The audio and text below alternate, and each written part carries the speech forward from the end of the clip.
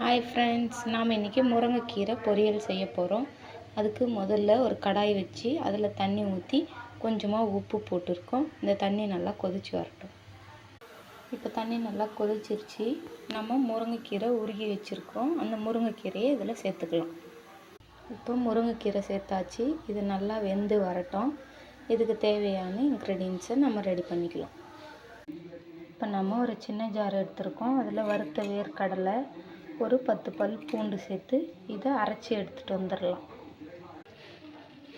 இப்போது இந்த அளவுக்கு கீரை வதங்கின உடனே நாம் ஒரு 2 வெங்காயம் கட் பண்ணி வச்சுருக்கோம். அதை இதில் சேர்த்துடலாம். இப்போது ஒரு டேபிள் ஸ்பூன் அளவு மிளகாத்தூள் சேர்த்துக்கலாம்.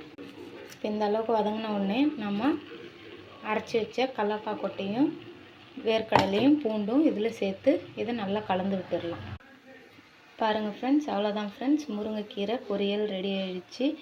நான் சாப்பிட மாட்டேன்னு சொல்கிற பிள்ளைங்க கூட இப்படி செஞ்சு கொடுத்தா நல்லா சாப்பிடுவாங்க.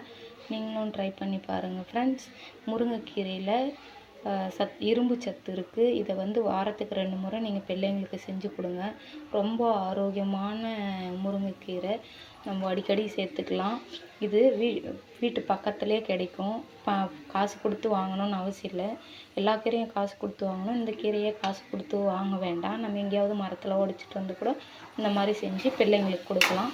பாருங்கள் எந்த அளவுக்கு சூப்பராக வந்திருக்குன்னு. இதில் வெங்காயம் போட்டால் இன்னும் கொஞ்சம் டேஸ்ட்டாக நல்லாயிருக்கும். நீங்களும் செஞ்சு பாருங்கள். செஞ்சு பார்த்துட்டு கமெண்ட்டில் எப்படி இருக்குன்னு சொல்லுங்கள். லைக் பண்ணுங்கள், ஷேர் பண்ணுங்கள், மறக்காமல் சப்ஸ்கிரைப் பண்ணுங்கள். பாய் ஃப்ரெண்ட்ஸ், நெக்ஸ்ட் வீடியோவில் மீட் பண்ணுறோம். பாய்.